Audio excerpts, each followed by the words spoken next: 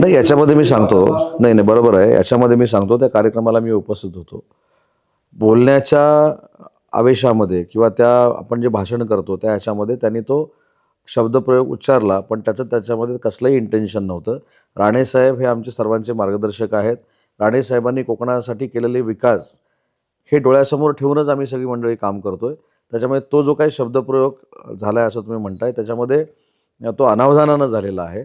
त्याच्यामध्ये असं कुठेही राणेसाहेबांना अपमान करावा किंवा राणेसाहेबांची एक वेगळी प्रतिमा सिंधुदुर्गामध्ये किंवा महाराष्ट्रामध्ये न्यावी असा भरतशेठ गोगावलेंचा उद्देश नव्हता.